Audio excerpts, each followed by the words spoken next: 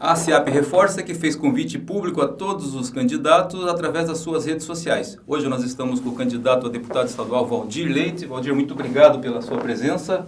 Nós vamos ter aí 19 minutos e 26 segundos a partir do momento que eu te der a palavra para suas apresentações iniciais. Teremos 8 perguntas, talvez uma pergunta extra que eu faço no final e suas considerações finais, ok? E o seu tempo vai começar a partir de agora para a sua apresentação. Bom, primeiro eu quero parabenizar a SIAP, dar um bom dia para você que está nos recebendo de uma maneira sempre muito simpática. Eu acredito que o bom dia mais especial ainda tem que ser para toda a população do litoral, das 7 cidades, as quais todas elas nós conhecemos muito bem, até mesmo pelos cargos que já ocupamos, seja como vereador, seja como deputado estadual. E eu acredito que a nossa região tem potencial para ter representante. A gente precisa de alguém que possa ter conhecimento, que possa conhecer a nossa região, tenha amadurecimento político para poder nos representar na Assembleia Legislativa. E foi justamente com essa tarefa, com essa missão, que eu resolvi ser candidato a deputado estadual, aproveitando todo esse nosso conhecimento e todo o nosso potencial eleitoral também. Então, por essas e outras que eu falo para a população do litoral. Nós temos 200 mil eleitores aproximadamente nas 7 cidades. Infelizmente, nós não temos uma integração maior entre as 7 cidades. Mas eu acredito que Paranaguá ainda é o carro-chefe de uma boa parte desse eleitorado, né?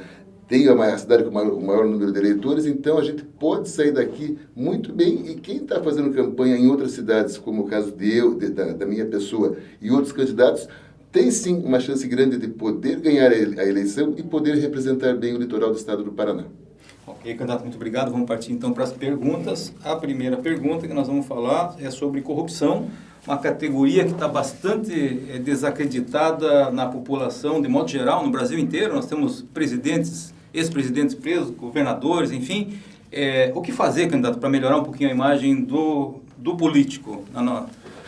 Eu tenho uma visão maior, uma visão macro em relação a essa questão da corrupção, né? Eu vejo que a corrupção é um tema que tem sido combatido, tem sido feito, as legislações têm se aprimorado para combater a corrupção nos seus diversos níveis, a nível federal, nível estadual, nível municipal, através das ferramentas dos órgãos de fiscalização, como o Tribunal de Contas da União, o Tribunal de Contas do Estado, e principalmente a sociedade organizada, que uma vez que hoje, aqui atualmente, todas as informações dos órgãos públicos, por lei, elas têm que ter transparência e todas as pessoas têm acesso a números, a dados e todos podem questionar. Então, eu vejo que hoje a sociedade está bem mais amadurecida para fazer essa fiscalização, mas eu diria que no contexto geral de crime, eu acho que as nossas leis ainda são frágeis. Então, acredito que o Congresso Nacional, quem elabora a maior parte das leis que regem esse país, principalmente no que diz respeito à parte criminal, eu acredito que a nossa legislação tem que endurecer mais. Porque não é possível que todo dia, independente da nossa... Você está falando de corrupção, mas eu estou falando da criminalidade de um modo geral. Então, se a gente tem agora diversas ferramentas para combater os crimes de colarinho branco, a gente também tem ferramentas para punir outros delitos, na verdade, como assalto à mão armada, como arrombamento, como diversos outros delitos, que a gente não vê a legislação punindo de verdade as pessoas que praticam esses malfeitos. A polícia prende todo dia, toda semana, o mesmo indivíduo, na semana seguinte ele está na rua. Então, são coisas que eu acredito que, tanto com relação à corrupção no governo, a corrupção pública, como a questão da criminalidade no geral, eu acredito que as leis têm que ser mais severas. Agora, não podemos deixar de comentar que houve um avanço muito grande, como você mesmo falou, existem ex-presidentes presos, ex-presidentes sendo processados, diversos políticos cumprindo pena. Então eu vejo que aquela imagem, que aquele sentimento, aquele pensamento da impunidade acabou. E eu acredito que hoje em dia não existe mais espaço para isso e a sociedade tem reagido muito bem, tem trabalhado muito bem essa questão da fiscalização.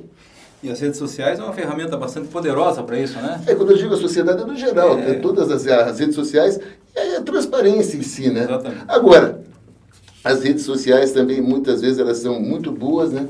Para as pessoas que têm um bom senso, que são bem usada, né? As críticas positivas, né? Agora, muitas vezes elas também produzem fake news, né? Exatamente.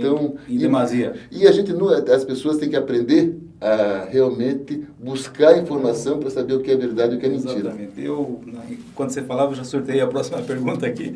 Nós vamos falar sobre 6 promessas que elas são corriqueiras. Em todas as campanhas nós temos essas 6 promessas e elas nunca saem do papel. O que um candidato, o que um deputado estadual pode fazer para tirar essas 6 promessas que eu vou ler agora do papel, ajudar? Duplicação da PR-407, nova ferrovia ligando o Porto, engorda da Praia de Matinhos, ponte de Guaratuba, construção da faixa de infraestrutura do litoral e a reparo e manutenção da Avenida Ayrton Senna. Bom, aqui você me fez uma pergunta que é muito oportuna até para que a gente possa esclarecer quem nos assiste, quem está nos vendo nesse momento ou durante os próximos dias que vão anteceder as eleições. Primeiro que deputado estadual é cargo legislativo, não é cargo executivo. Qualquer um que tenha chegado aqui, tenha falado qualquer coisa que ele tem poder para fazer, ele mentiu se ele falou isso, porque o deputado ele tem poder de solicitar, de fazer a articulação junto aos secretários, junto ao governador, para que as coisas aconteçam. Mas nenhum deputado, ou qualquer cargo legislativo, pode propor, pode fazer propostas nesse sentido, uma vez que o deputado não tem poder executivo, não tem poder de comandar orçamento, não tem poder de destinar verba. Então ele pode sim, com conhecimento, com articulação junto ao governo do Estado, com articulação junto à própria Assembleia, junto aos secretários estaduais, pode sim levar o problema, mostrar o problema, convencer os mandantes do que é preciso fazer para solucionar tal problema. Como nós fizemos no tempo que fomos deputado estadual, que a gente tinha a Santa Casa de Misericórdia em Paranaguá, e reclamando para o governo, falando da necessidade, a Santa Casa foi transformada em hospital regional. E foi no tempo que eu fui deputado estadual que isso aconteceu. Daí a pergunta que se faz é a seguinte: se nós não tivéssemos deputado estadual, teria acontecido? O mesmo governador do meu tempo já tinha sido governador em outras ocasiões e não o fez. Então a representatividade é muito importante. Então eu quero deixar bem claro que os temas que você abordou, muitos deles são de nível federal, que é a questão de ferrovias, a questão da própria engorda da praia, é uma questão que envolve a questão ambiental, mas envolve muito recurso também, que depende muito do governo ver essa questão, como vai tratar essa questão, tem a questão ambiental para isso.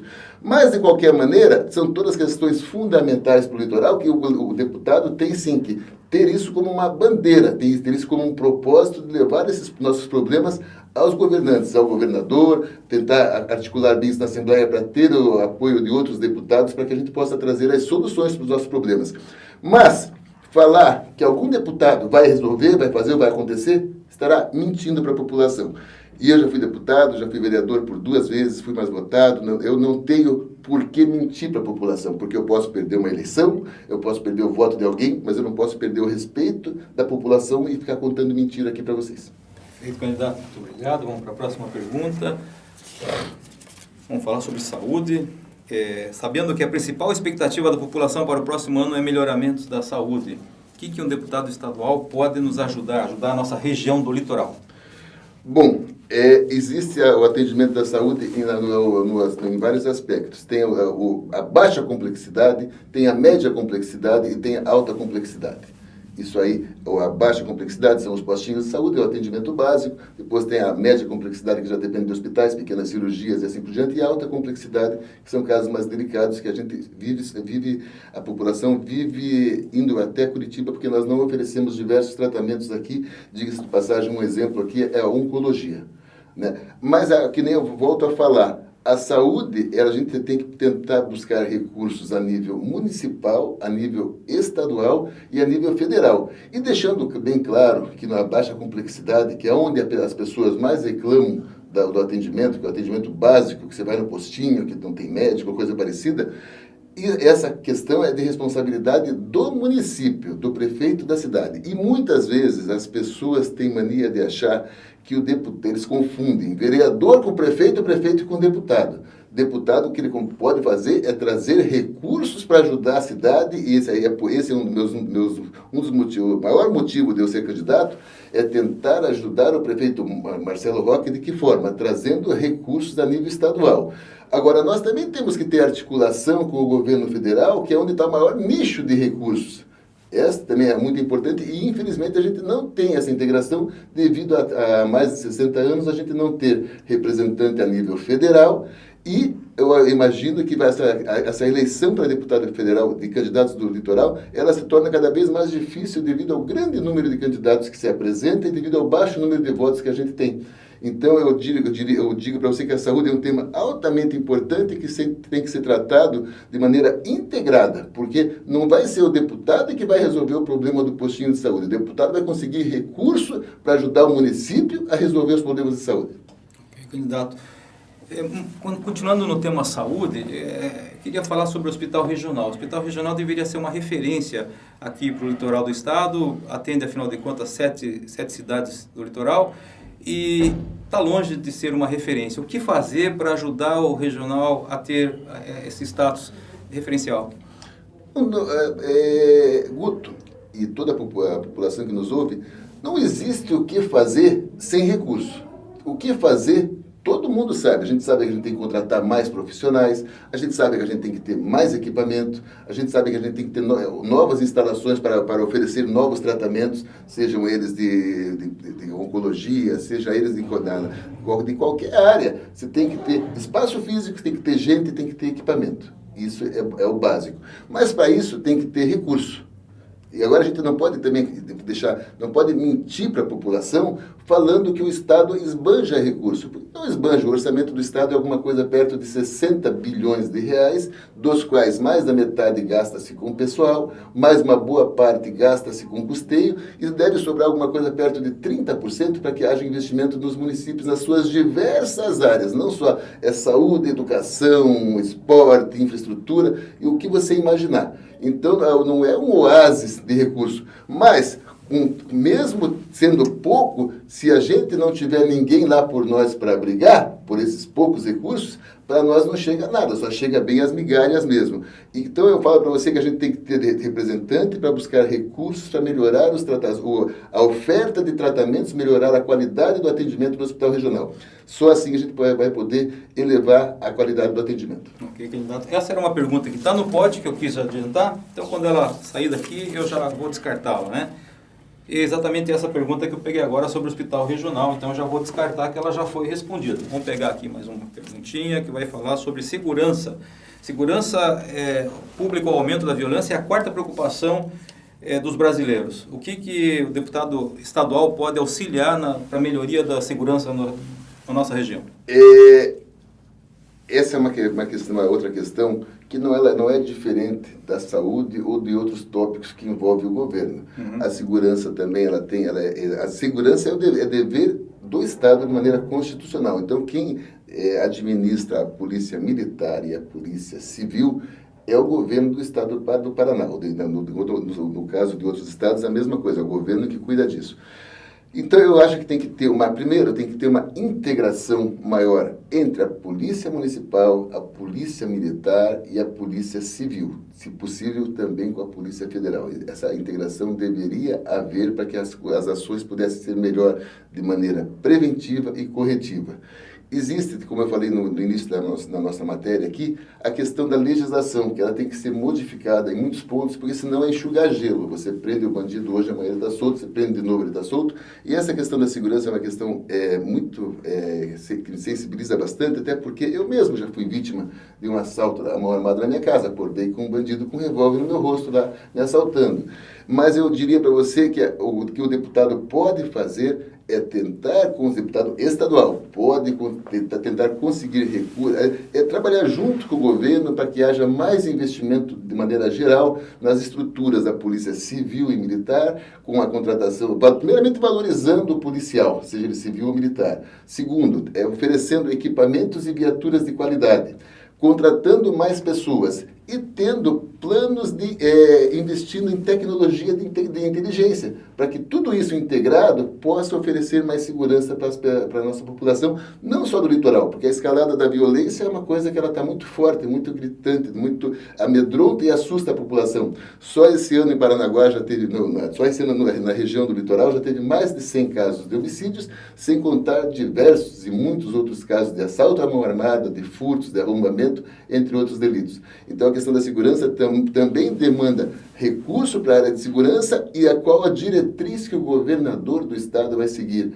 através da LDO, que é a Lei das Diretrizes Orçamentárias, através do plano plurianual, porque a segurança não é uma coisa que se resolve do dia para a noite. Tem que ter estratégia, tem que ter estudo, tem que ter investimento. Perfeito, candidato. Então, mantendo aí mesmo assunto de segurança, nós temos uma pergunta no pote ainda que não saiu, que fala sobre drogas, né? Que é uma crescente em toda a região. O que fazer, que também passa a ser um problema de segurança e saúde pública, né? O que o deputado estadual pode fazer para também tentar melhorar essa nossa deficiência?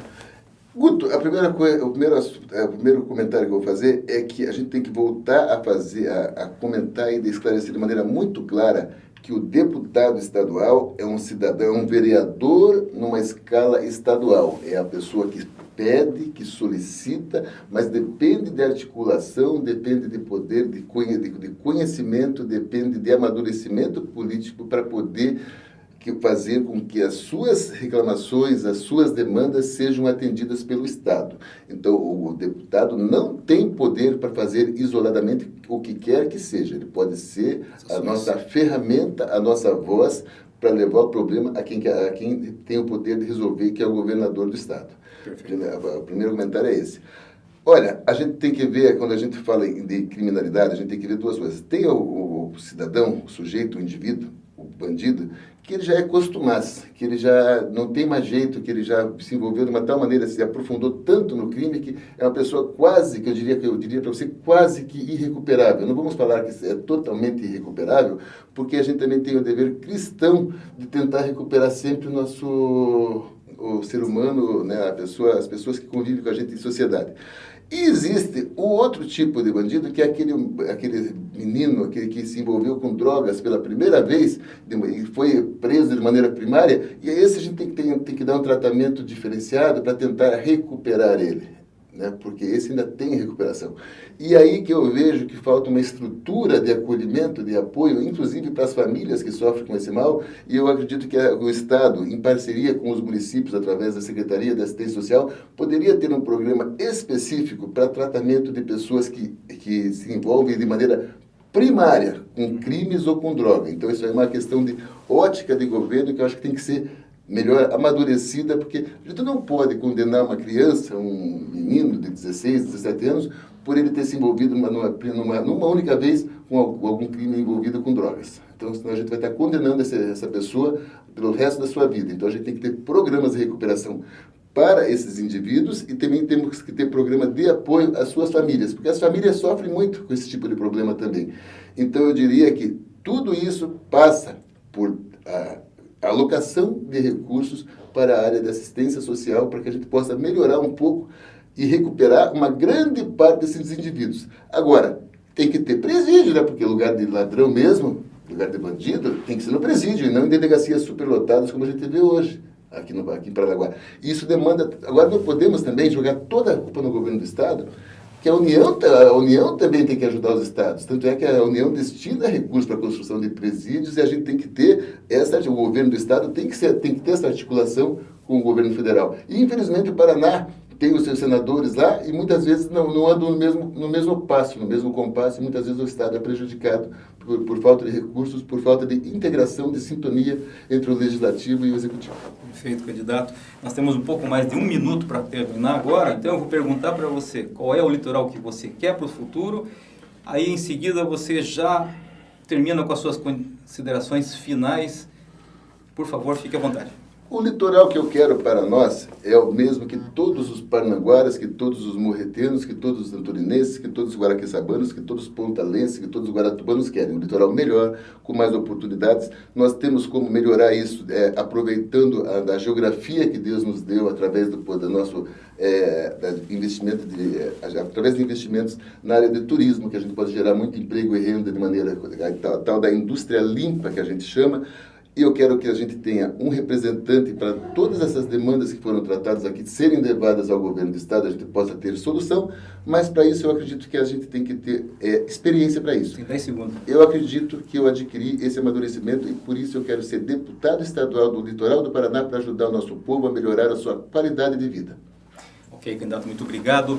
O Litoral Mais Forte começa com o seu voto. Eleições 2018, continuamos pedindo o seu voto. Muito obrigado.